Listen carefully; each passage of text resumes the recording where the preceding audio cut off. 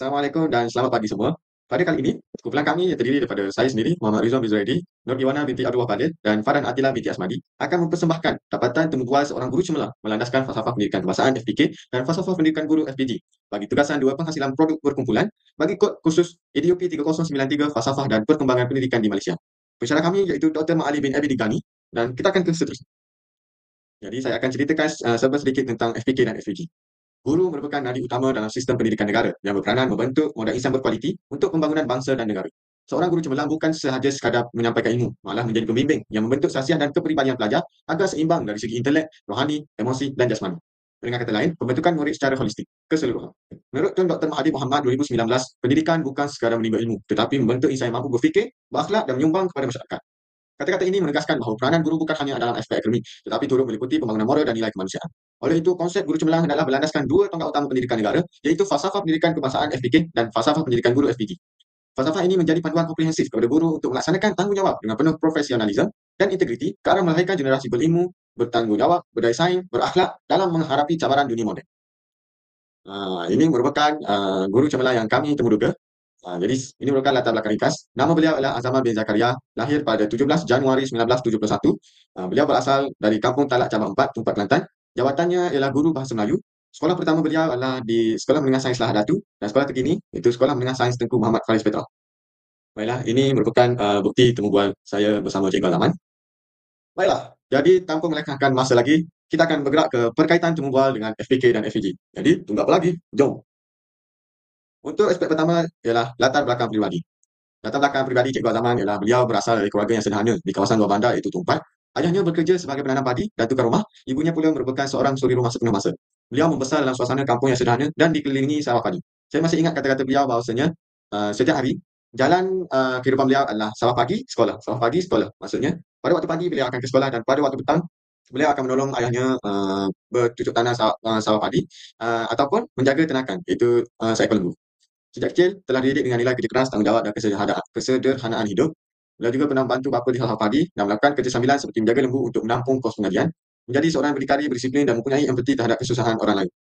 Berdasarkan latar belakang pribadi, berkaitan dengan falsafah pendidikan kebangsaan FPK dari aspek rohani dan emosi ialah hidup beliau yang menekankan keikhlasan dan amanah. Contohnya, walaupun hidup susah, beliau tetap berusaha membantu ibu bapa di sawah padi tanpa mengeluh. Ini menonjolkan sifat sabar dan redha yang selaras dengan pembangunan rohani. Seterusnya dalam aspek jasmani, kerja di sawah padi dan menjaga lembu memupuk ketahanan fizikal dan semangat daya juang seiring dengan matlamat FPK untuk melahirkan individu cergas dan berdikari.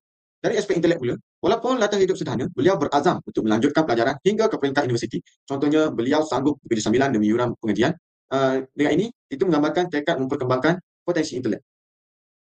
Dari aspek sosial, pengalaman hidup di kampung menjadikannya prihatin terhadap murid yang miskin dan lemah dalam pelajaran. Beliau sering bantu murid secara individu, contohnya memanggil murid ke bilik guru untuk semakan karangan. Ini menunjukkan kasih sayang dan perpaduan insan yang ditekankan dalam FPK. Jadi kesemua ini akan ditunjukkan oleh rakan-rakan saya sekejap saja lagi. Seterusnya adalah berkaitan dengan falsafah pendidikan guru FPG.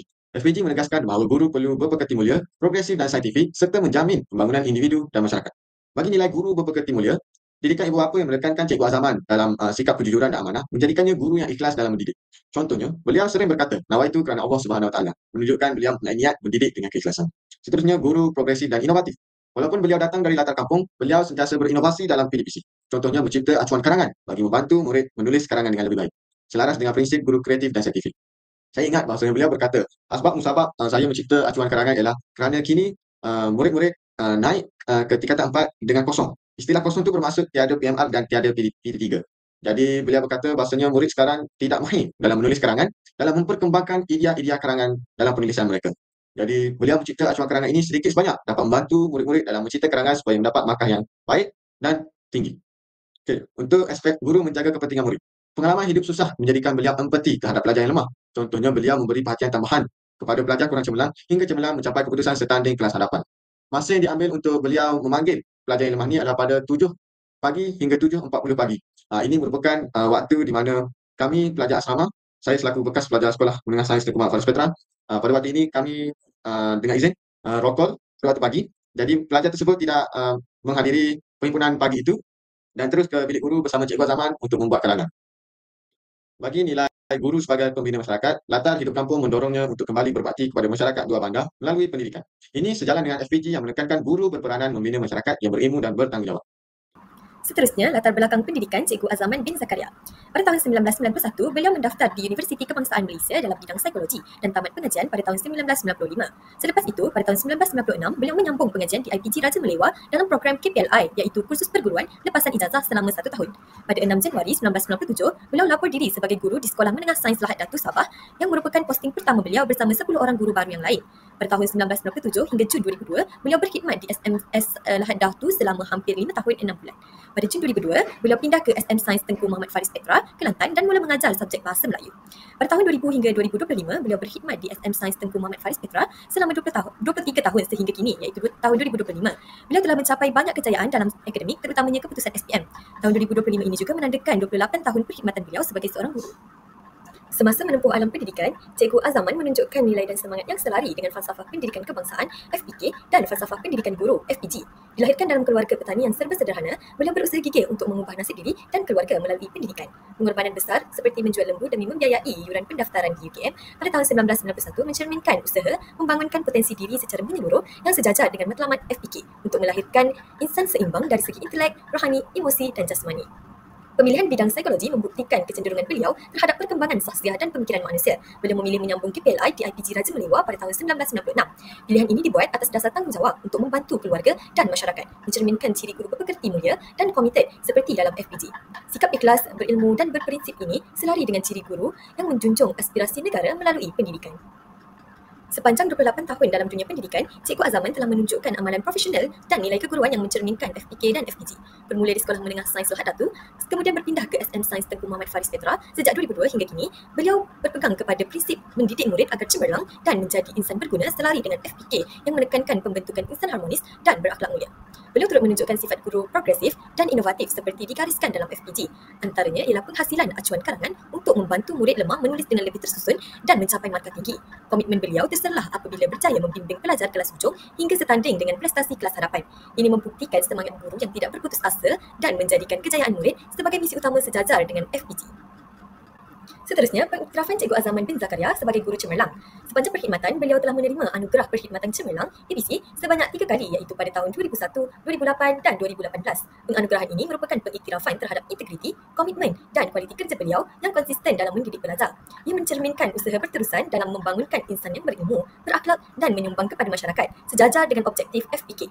Selain itu, beliau turut diiktiraf sebagai guru cemerlang bermula dari grade DG44 hingga DG48, hasil pencapaian dan inovasi yang signifikan dalam bidang pengajaran.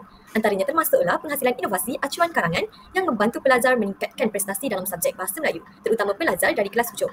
Ini menepati ciri guru reflektif, kreatif dan berdaya cipta seperti yang digariskan dalam FPG. Ini merupakan satu amalan pendidikan holistik yang dituntut oleh FPK. Seterusnya, anugerah yang diterima oleh Cikgu Azaman bin Zakaria yang pertama ialah Anugerah Perkhidmatan Cemerlang APC iaitu pada tahun 2001, 2008 dan 2018.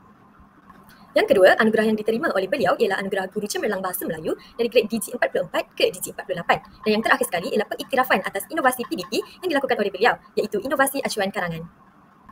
Seterusnya kita akan lihat aspirasi dan dorongan kerjaya cikgu yang kami temubual. Berdasarkan hasil temubual, cikgu mengatakan bahawa sejak kecil, cikgu sebenarnya tak terfikir pun nak jadi seorang guru. Masa sekolah rendah dulu, cita-citanya nak jadi petani moden sebab hidupnya memang dekat dengan sawah padi dan kerja kampung. Tapi bila masuk sekolah menengah, semangat nak bantu ibu bapa tu makin kuat. Waktu tu ramai orang kampung bercita-cita nak kerja kerajaan sebab jaminan masa depannya lebih baik. Jadi cikgu nekat untuk terus belajar supaya boleh bantu keluarga cikgu. Pada tahun 1991, cikgu dapat masuk ke Universiti Kebangsaan Malaysia dalam jurusan psikologi. Tapi nak daftar masa tu bukan mudah. Bayaran pendaftarannya sebanyak RM900 sampai cikgu sanggup jual lembu semata-mata nak cukupkan duit pendaftaran tersebut. Lepas tamat belajar pada tahun 1995, cikgu sepatutnya lapor diri sebagai konselor di Pusat Serenti Tanpa Johor. Tapi beliau menukar haluannya, mohon KPLI di Institut Pendidikan Guru Raja Melewar pada tahun 1996 sebab masa tu memang dah nekat nak jadi guru. Dan sejak tu, perjalanan sebagai seorang pendidik pun bermula. Cikgu berkhidmat tanpa henti selama 28 tahun dan sampai hari ini aspirasi beliau tetap sama iaitu nak tengok anak muridnya berjaya khususnya dalam subjek Bahasa Melayu. Bagi cikgu, kalau pelajar boleh capai A tambah atau A, itulah hadiah yang paling bermakna sepanjang hidupnya sebagai seorang pendidik. Seterusnya kita akan lihat pengalaman signifikan dan pandangan guru. Cikgu mula berkhidmat pada 6 Januari 1997 di Sekolah Menengah Sains Lahad Datu bersama 11 orang rakan guru lain. Selepas 5 tahun di sana, beliau berpindah ke Sekolah Menengah Sains Tun Muhammad Fad Stephen Sandakan dan terus kekal di situ sampailah sekarang.